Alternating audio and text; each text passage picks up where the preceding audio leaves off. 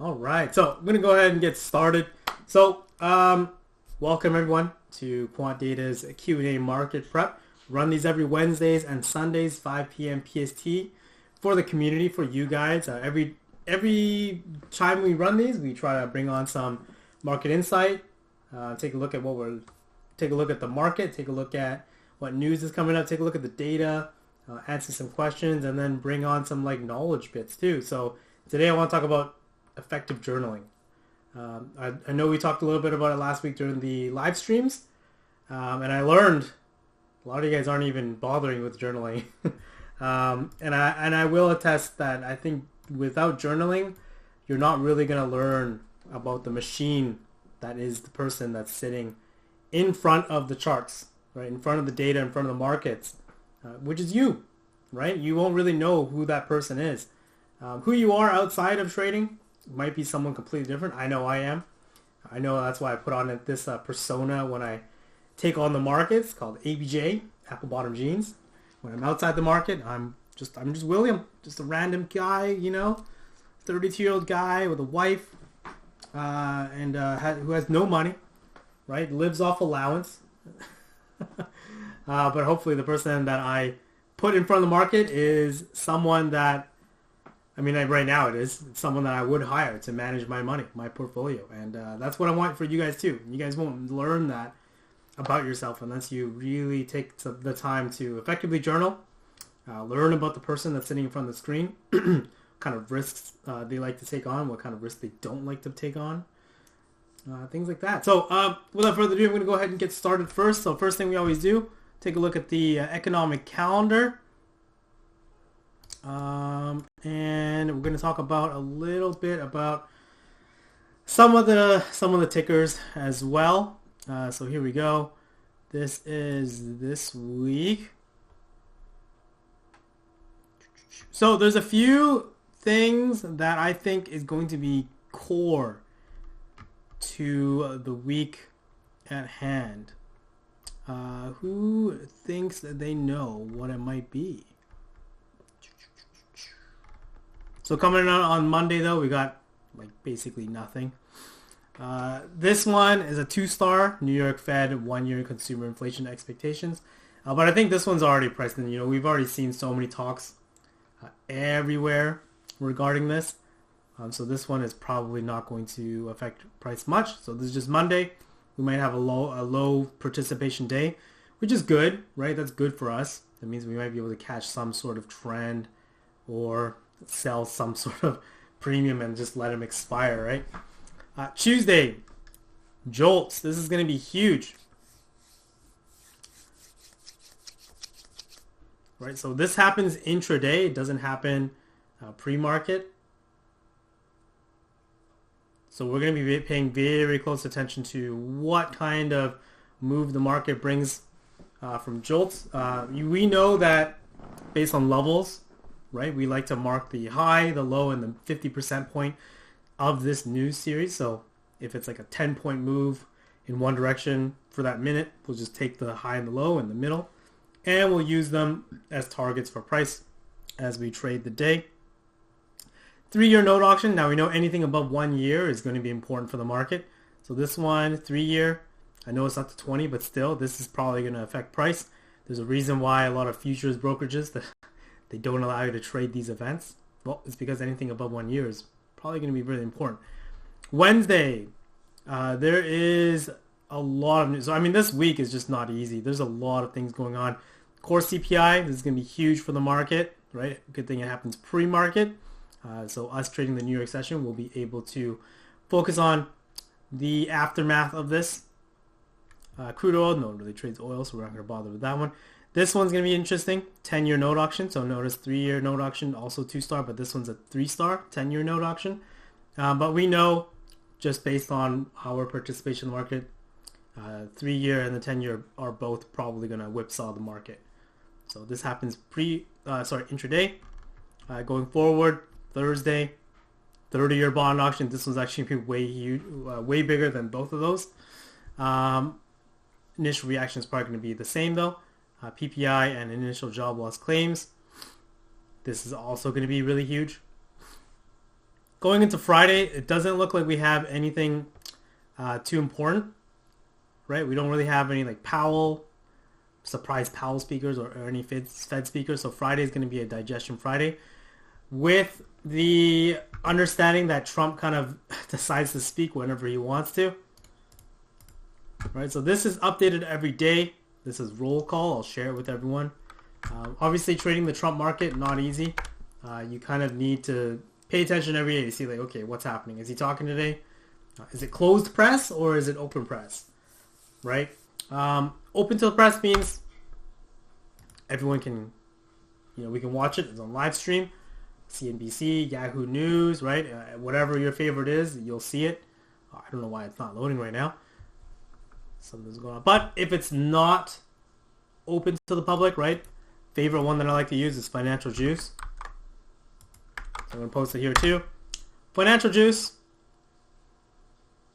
pretty solid. The most that I've seen is like a minute delay, but generally there's no delay.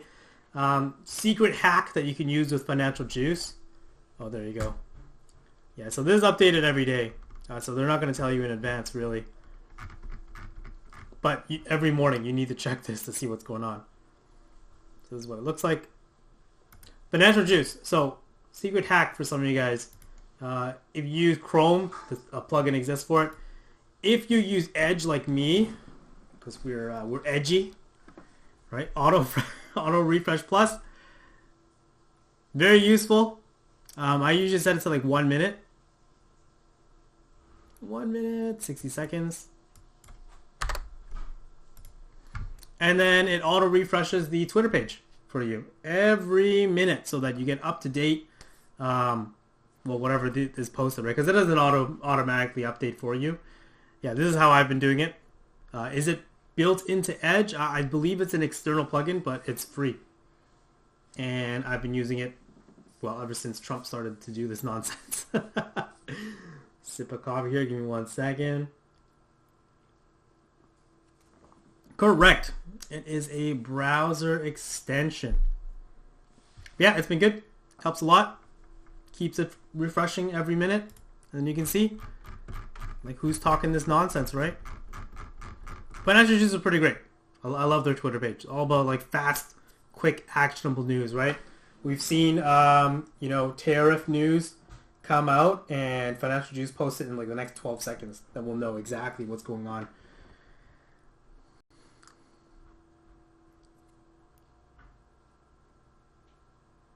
Right, so we got that.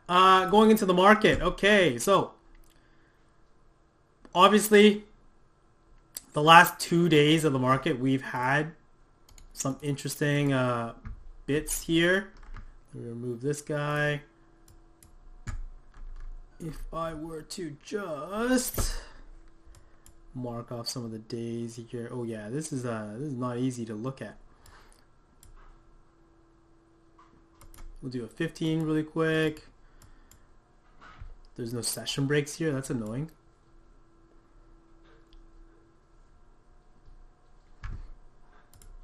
That's okay. Give me 1 second. We'll do this instead. So, March 7th, Friday, we had a V-shaped recovery. We had the similar on one of the other days. Yeah, on the Wednesday. This obviously was built on, like, this V-shape was not built on, but it reacted off of tariff news being delayed by a month, right? So this is actually why we need to pay attention to Financial Juice and pay attention to just all the news sources that are available. What I want to talk about, though, is going forward in time. We know that things are starting to already look still pretty bad. Look at that. So this is this Friday. What do we see so far? We see that price has a max pain of 59.25, and like we have not been accomplishing max pain at all for many days. We see that there's a hell of a lot more bearish interest in the market right now, short term. than there is bullish. Right? What's the one rule that ABJ likes to trade? Never inverse the gamma. I know we did it on Friday, but we never want to inverse the gamma, right? When the whole, right, like this is how I look at it. In terms of looking at this in terms of like a market, or sorry, like a, what am I talking about? A war, like which side are you joining? You joining the green army or the red army? More likely than not, it's actually going to show you that the red army is going to take over all these greens. They're just going to destroy this. 57 to 65. Right, a little bit of interest here. I suspect that we're probably going to lose this unless we get some sort of massive shift in market sentiment. But another date that we're interested in is OPEX. So this is OPEX. And it's not looking as clear as it did previously. So I know before, like let's say last year, if I were to zoom this March 7th date all the way to like let's say January.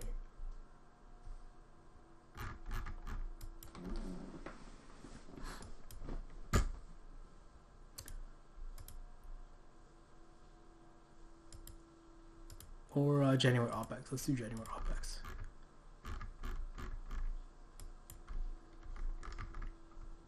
Looks like a lot more green has given up since then. Obviously, SPX was trading around the 5,900 area, 5,996, almost 6,000. But as we see it right now, it actually looks like a lot. There's going to be a lot of force in order for us to reclaim the green that we had before. 5,800. I mean, there's a little bit of interest there. We're only 30 points away though, so I mean, from now until this OPEX, March 21st, which is going to be a huge one because it's quarterly. It just doesn't help that it's a mess, right? Like if you're looking for a trade, kind of like a confident hold in terms of calling a bottom or calling a top, does this kind of show you confidence in the market, or does this kind of show you that even the market's not that sure of where price should be? It shows me the latter, right? For me, it shows me that even they're not that sure. Even the large market participants aren't sure where price should be. And that's completely okay, because for us as retail traders, I really do want to remind everyone that one benefit that we have in the market is our ability to sit cash. Right? We don't have to throw our money in. We don't have to participate if we're unsure. Stick true to those A+ setups, and we're going to talk about it through journaling. Stick true to your A+ setups and focus on capital preservation. Right? We're not like those big boys at the funds where they're obligated to throw their money in. Right? When we've talked to the fund and proprietary traders before, they do admit they have to take trades that are like B+, C+, just so that they have their money in the market. When we ask them why, why do you do that? Well, they get back to us and be like, what would your investors say if you told them that you were cash? They'd be like, well, why do you have my money then? Just give it back. Let me just put it in my savings account, right? But we're not controlling nobody's money here, so we are able to say like, hey, this doesn't look good to me. I don't want to participate. I'm gonna sit cash. I'm gonna wait for the next opportunity. For those guys that have FOMO, I mean, I know a lot of people have it. It's gonna be really hard to get away from it. But just remember, the market's always gonna be here. It's open tomorrow. It's open for the next 5 days. It's not going anywhere, right? Can't say the same for crypto, right? That's my inside joke. I don't know. Crypto could go away in like a blink of an eye, but I don't think the S&P 500 is going to go away in a blink of an eye. It's going to take a lot of force for the stock market to tank. Yeah, 6,000 looks like positive on gamma, but look at the pathway towards 6,000. Right? Does it look smooth? Does it look like it's an easy get to 6,000? No, No, it doesn't. Right? Absolutely. If you want to make a confident bet that somewhere from now until March 21st is a bottom here, I don't know. I wouldn't want to do that yet. I don't think I'd be happy with dealing with all those fluctuations in price. Right? All these potholes, right? What do potholes represent? Indecision in price. Right? This is not easy. Not a smooth go. Let's even go further. Let's go into like the next important one, which would be June. It's still not that good. The interest is even lower than 6,000. So until all of this clears up, I'll tell you right now, I'm not really interested in putting on longer term 45-day plus trades. Any swings right now, I think everyone wants this tariff stuff to settle down first. We know we keep hearing about the tariffs, and then he changes his mind and says like, oh, it's going to be delayed. Oh, we're going to make exceptions here. Oh, we're changing it from 25 to 10. Oh, we're changing it back to 25. Like it's a little crazy. And because the price of the market is fluctuating so much on these words, we can tell just by that none of this is priced in. Right? The dealers really don't know.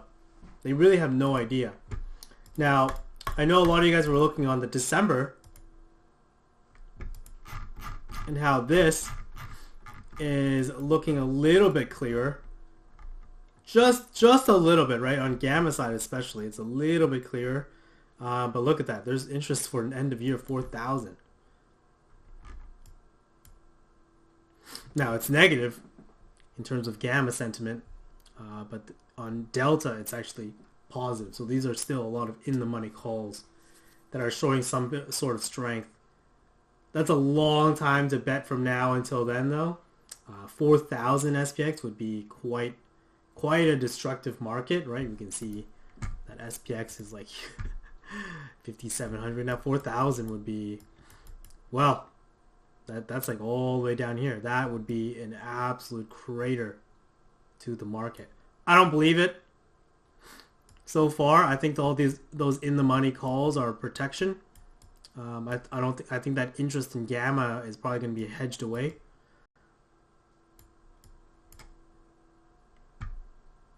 Just my thoughts so far. So far, things aren't looking too great. Why SPY? Why? Are we flipping some more on Gamma side or on future side? I don't know. Yeah. Okay. So moving forward, talk a little bit about. We have 5 minutes before I want to start talking about journaling. I want to talk about Tesla. I want to talk about Nvidia. So this is our dear friend Tesla. Who is actively trading Tesla as of right now? Who done it? Who done it?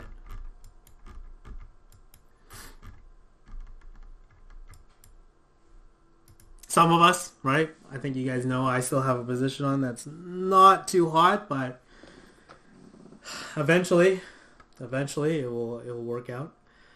So right now we are a little bit bearish, right? We can see that there's support in Delta at 165. 165 on March 21st. This is the OPEX. This is a very important date. But that doesn't have... There's no interest in shorts after 250. So this, I don't think we'll ever get here.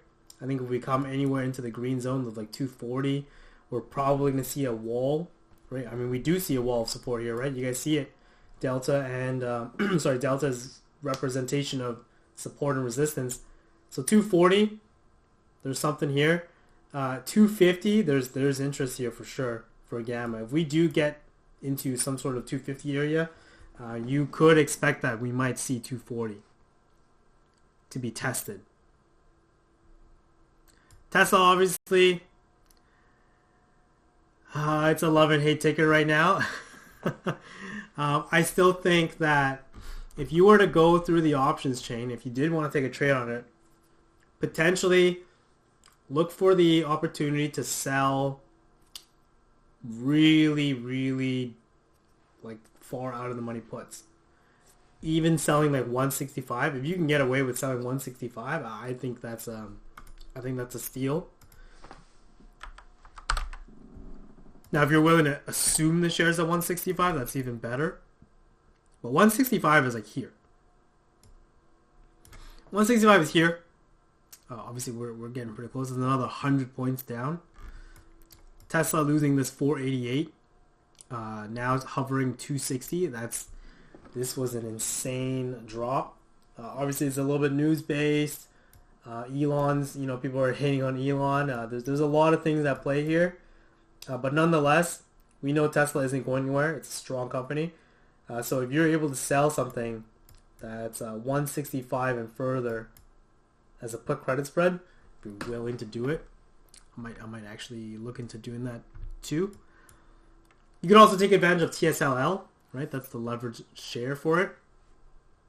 Selling puts on that, I'm sure you can get below $4.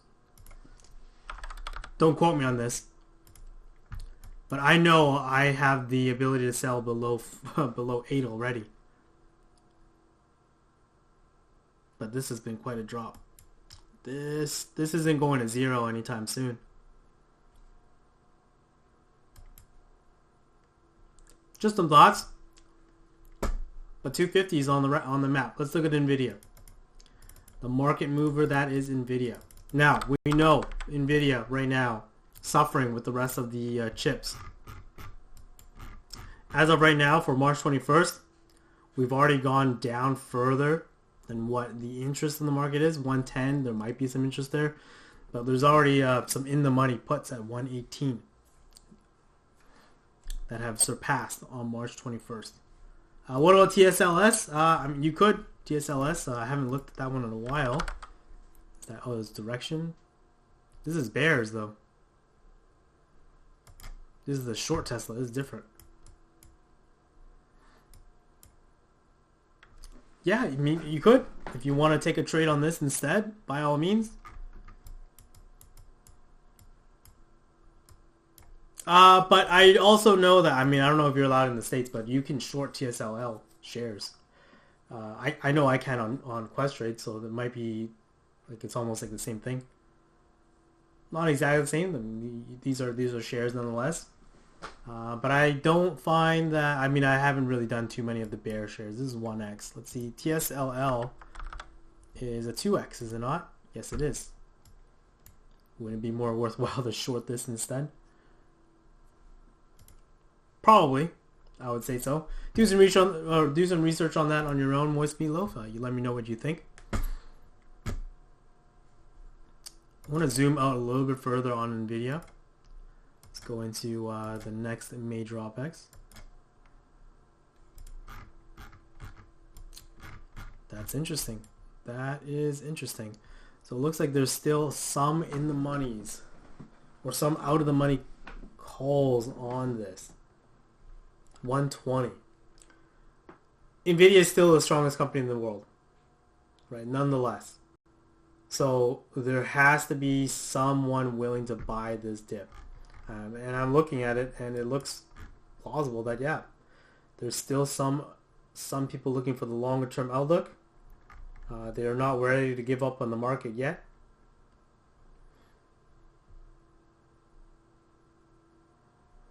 Just some ideas. I'm sure June 20th, if you could sell below 90, as of right now, I bet you could. I'm not ready to say it's free money yet, but that should be pretty free.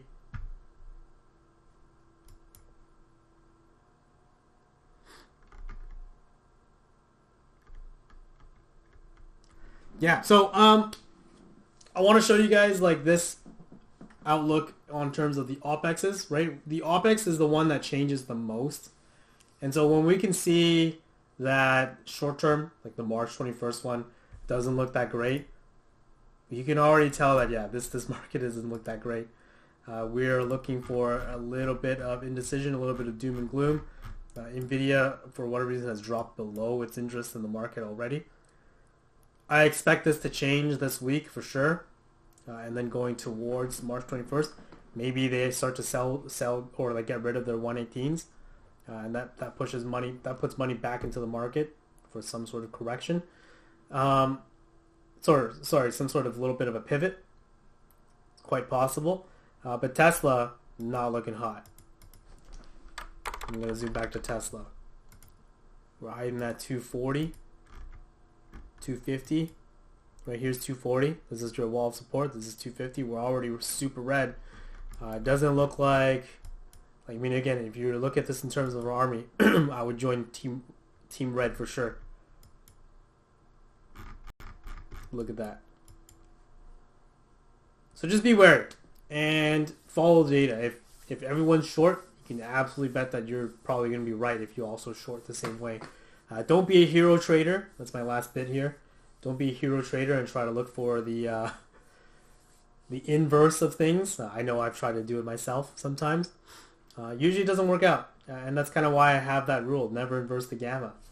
If the whole world is short, you should probably be shorting too.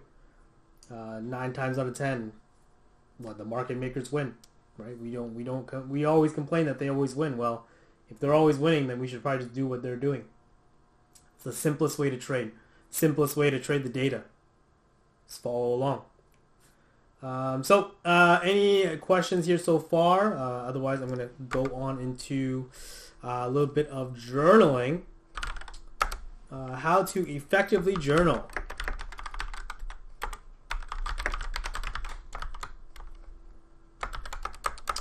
Also, we're going to talk about what's the purpose of journaling. What is the purpose of journaling? I know a lot of you guys don't journal, right? We already ran that poll earlier. But I can tell you, anything that you do seriously in life, whether it's, well, think about it this way.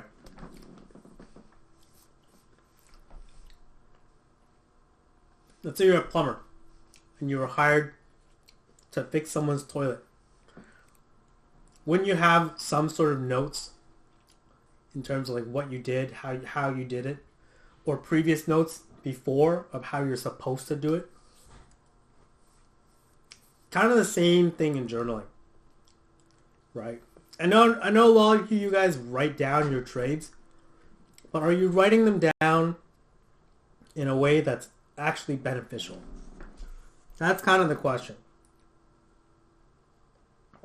I've ran through journals, or like how I personally journal in mentorship class number 1. But lucky for you guys, I'm going to do it again for you guys right here. So I'm going to first share with you how I journal, what I write down, and then we're going to talk about the purposes of it. Okay, so pre-market, before the market even opens. 1, write down, how am I feeling? Tired, stressed, no sleep, argument with the wife. Anything that comes to mind, we're going to write that down. Okay, 2. Are we bullish or bearish? Right? No jerseys. Right, we're gonna get to this. 3. What is your best trade idea so far with what we see?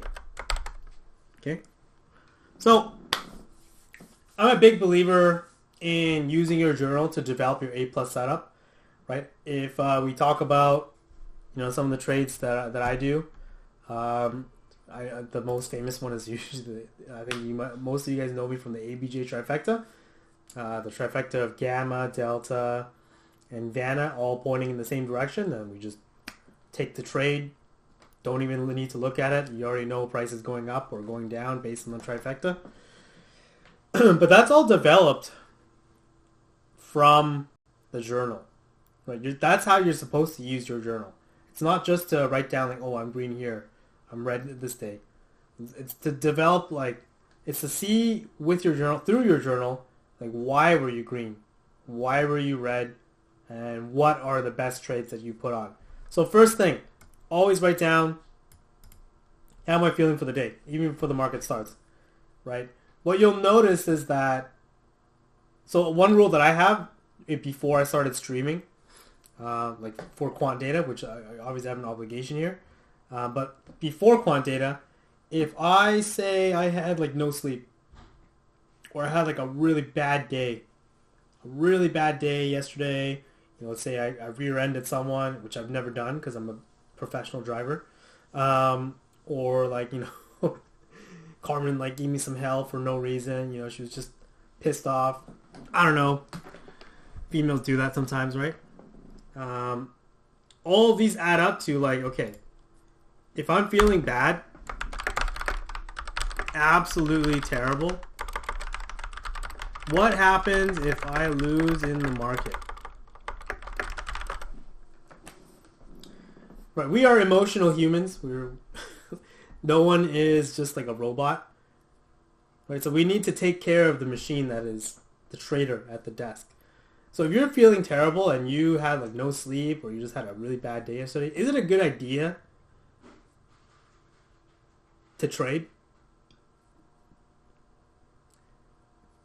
Right? Remembering that trading is the only career where you can show up to work and lose money. You can come to work and come up with less than what you had originally. Not like a job at Wendy's. I know I use Wendy's as a joke, but McDonald's or anywhere, right? Your corporate job. Not like my old job at the border, right? Like I can show up to work, do a terrible job, right? I could throw like, I don't know, I could go and search like 10 cars and just not even bother actually searching.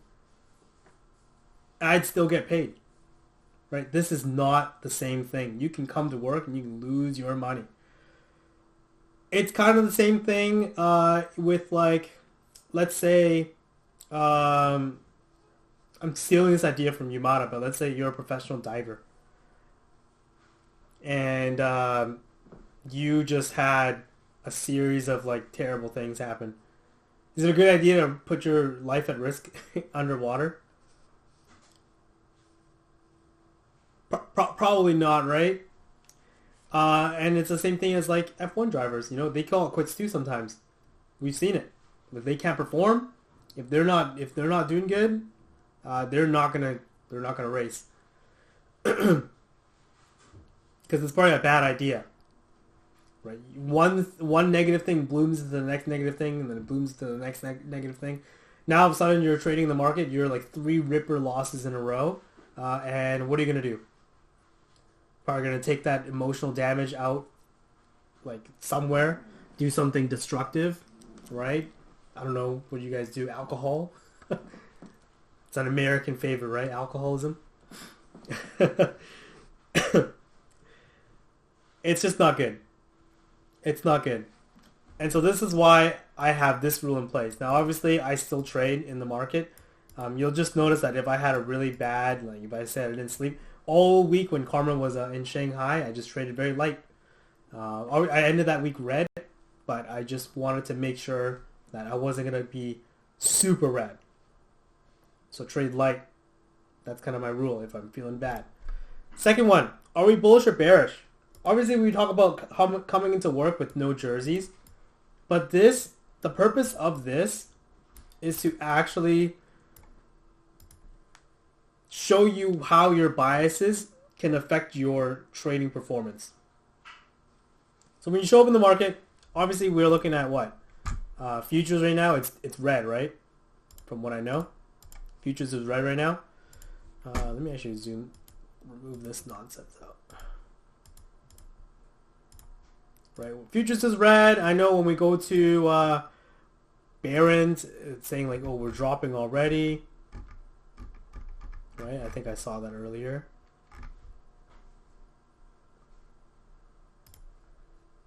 So obviously we're thinking it's bearish right now, but come pre-market, we'll see what happens during London.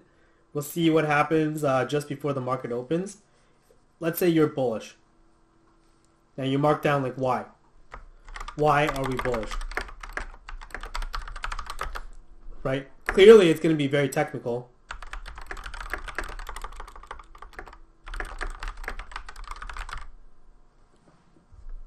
And we're going to get back to this. I'm going to show you what the purpose of this is when the market's actually open.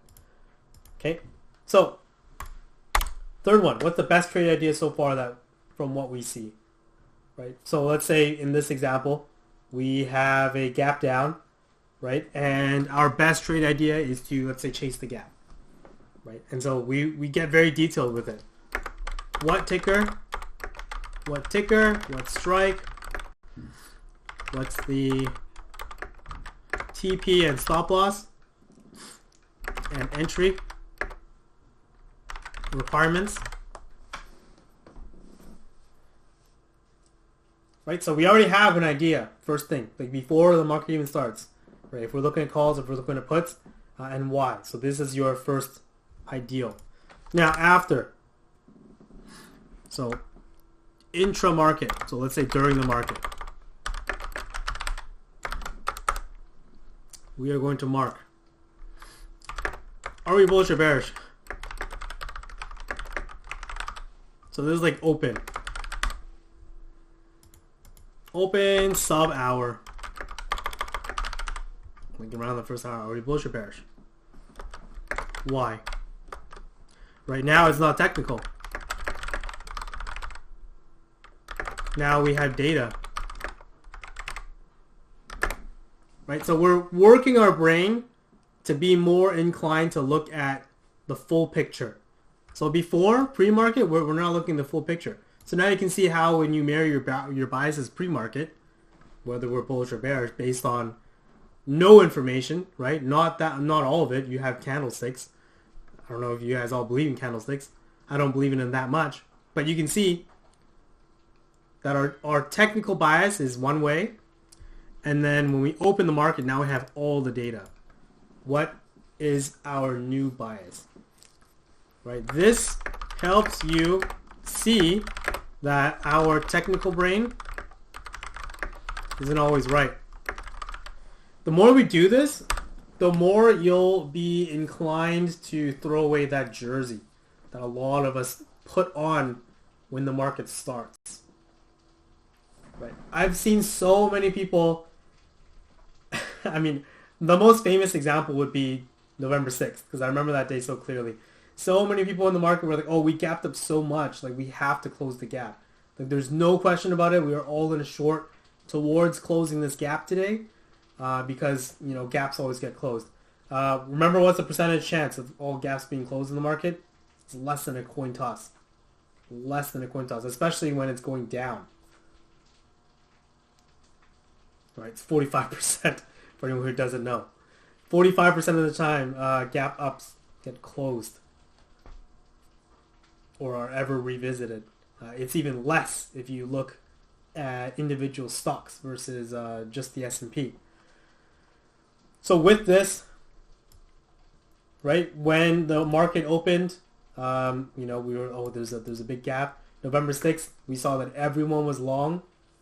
Right, it was the trifecta for 2 days in a row on the bullish side. And so you just get calls and you just hold them, and that was it. That's all. That was, story was told just like that.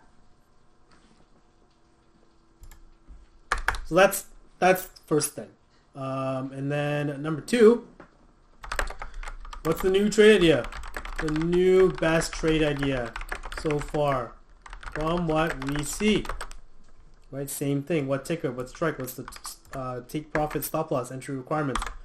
These are all things that we're going to have. Right? And three is sub first hour. Just want to mark really quickly, like, how confident are you? In your performing. Performing today. 1 out of 5. Why? So we're almost revisiting this. How are we feeling? But now we're marking it in terms of a confidence level. How confident are we in performing today? 1 to 5. So let's say we're a 1. What should we do then? If we're a 1, probably not trade or take it real light. I think anything 3 and under, you should probably take it easy. Right? Now we're going to go a little bit further. I'm going to show you like why we mark these. Okay? Post trading day. what was the trade? 2, why the trade? What was the result? 4, how did you feel?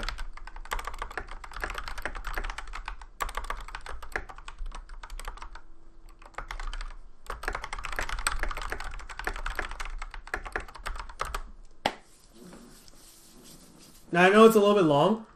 Actually, who thinks right now this is long? Or who thinks they actually have an even longer journal? Whose journal is longer than this? Show of hands, show of hands. Whose journal is longer than this?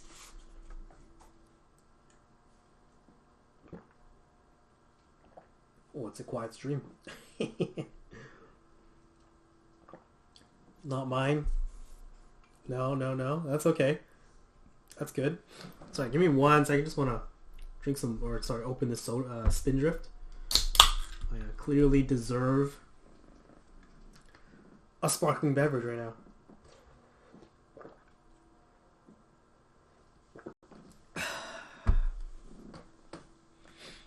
Dude, I'm trying to get sponsored by Spindrift, man. It's not working. I keep tweeting them. I keep tagging them on Insta, and they're just not having it, bro. They are not having it. Unfortunate, dude. I'm trying, man. I swear I'm trying.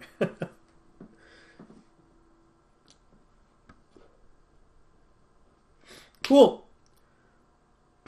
Zach, no. That's not good, man. Okay, so here's the purpose of this. The more you run your journal and you start writing down like how you feel, eventually you're actually going to see a pattern. You're going to recognize a pattern within yourself about like what is the scenario that you perform the best. And what are you going to do now when you see that you have a bunch of 4 out of 5s or 5 out of 5s? You're going to start removing, like taking the trader away from the scenarios in which you don't perform. Right? So I know we've all talked about the ABJ trifecta. We've all talked about delta contraction. We've all talked about selling contracts outside of the gamma zones, right? Zones of interest. We've talked about the 45-day trades.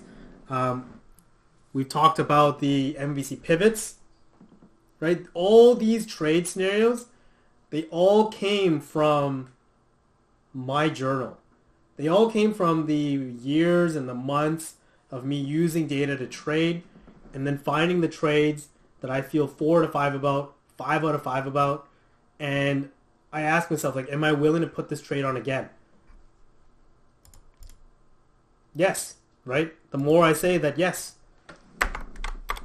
Would you put this exact trade on again? Right? That's your final bit. Right? So let's say you start trading and you notice that every Monday you just feel terrible and you don't perform on Mondays. My worst days, ABJ's worst days, are Monday and Fridays. I think everyone knows that. For those of you guys that are brand new, well, yeah, my worst days are Mondays and Fridays, which is hilarious because I hate losing on Monday and Friday. And I've talked about the damage it does to your mental when you trade those days and you lose. Yeah, it's just funny that those are my 2 worst days. But you'll see that, okay, if Monday you're doing so bad, what is it going to take to change how you trade on Monday? And if you can't change it, then why are you bothering? Right now you remove yourself from that scenario altogether. I know there was a study done on Yumata, I think like last year, and we saw that every Monday he lost for straight like 2 quarters or something. Something like that. I can't remember the exact thing, but we can find it again probably in the chat. But it seemed like, okay, well, if he's losing every Monday, then why is he even trading Monday?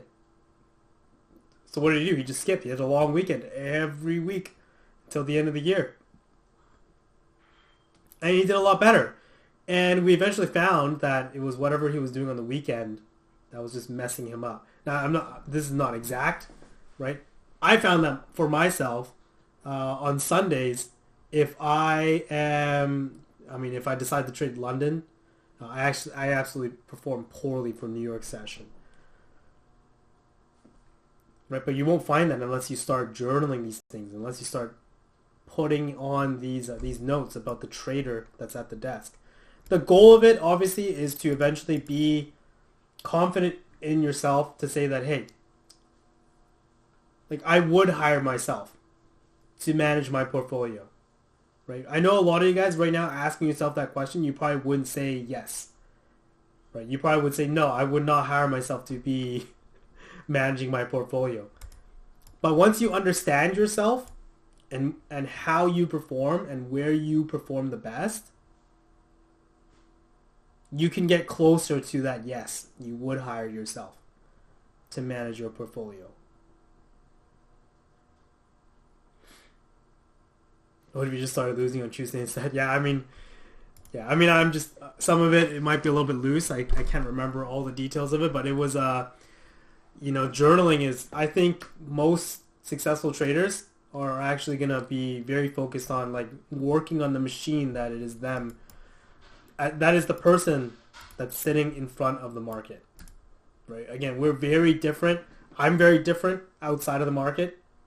When I'm trading the market, I have a very different brain. And then outside the market, I'm just, some random Asian kid who's not even a kid. I'm 32. Can't even say I'm a kid anymore. Random Asian adult. Right, so Brandon's very interesting. He says here, I work swing shifts. Ooh, I don't know what that is. So typically the weeks I work night shift, okay, I try to not trade because I notice I get poor sleep thinking about my trades. Okay, very big difference in stopping, entering new trades on weeks night shift. Definitely like there's need to add what days. Yeah, so I bet you when you start journaling, you'll see which days you perform the best and what led up to the day that you perform the best. Right? So if it's sleep, like maybe you actually take this to heart. Like, how are you feeling? If you're feeling absolutely bad, maybe you just skip the day. If you didn't have any sleep, I used to have a rule before quant. Yeah, if I had like less than like 3 hours of sleep, I would just call it. Like, I wouldn't trade the next day, and then I would really reflect on like, okay, I would really reflect on the fact that I missed the market. I missed opportunities to participate because I refused to sleep, or I decided to go, hang out with this stupid friend, or do that, or do this. And then in the end, I suffer the market. I suffer the consequence of not being able to participate. So that all added to it. Eventually, you'll get to a point where you're just really doing well, and then you'll just find reasons to accelerate your performance in the market. I think we're all trying to get to a point where we're excited for the market. Right? Actually, let me ask, who's still excited for the market? Like, when in this day and age, when you are trading the market, are you still someone who like wakes up and you're like, oh, I'm ready to take on the world, I'm ready for this market to open?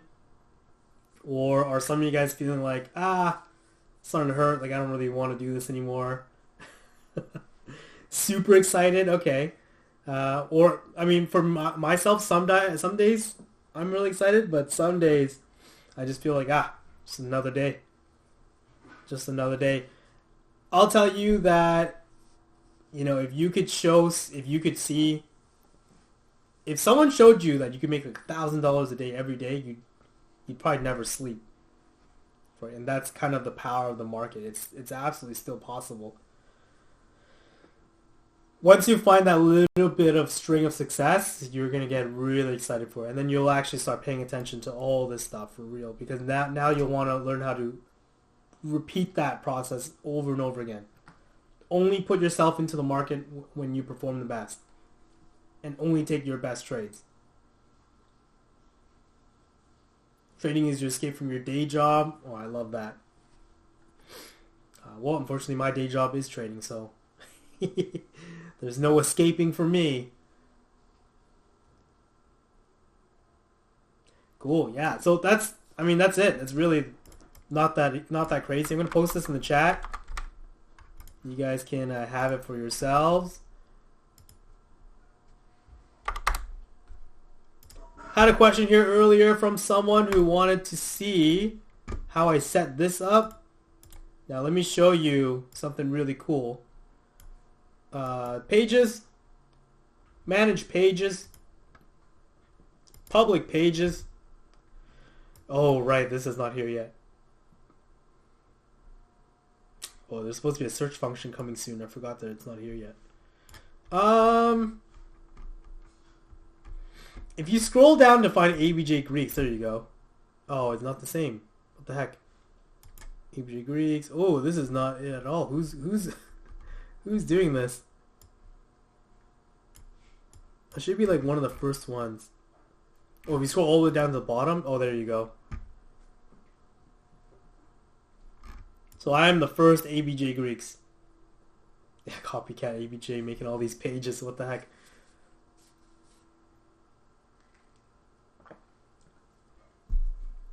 So maybe we'll make like official pages soon or something. I don't know. We'll have to see. But this is my main one. All of my pages are public. But you'll see that it's actually very easy to, let's just create a new empty page. Let's just call it, a tester. Testes. Add tool. Right, everything should be very, very simple. Let's do net drift. And then let's do add tool. Let's do max pane. And you can drag it. Right? Everything's draggable.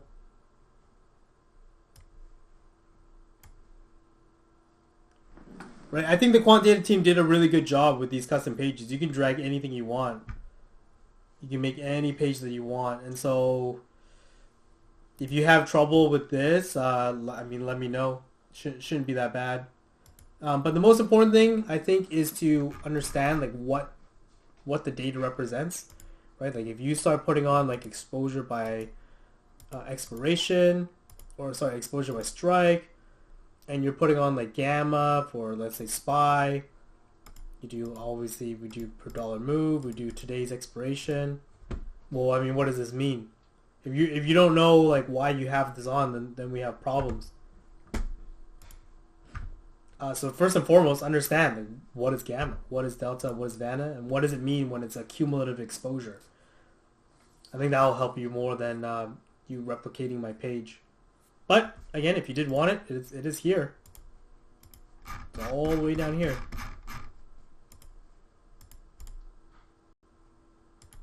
There you go. My page. Let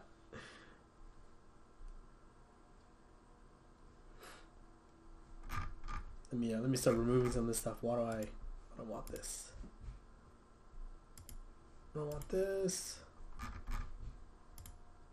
Yeah, there we go.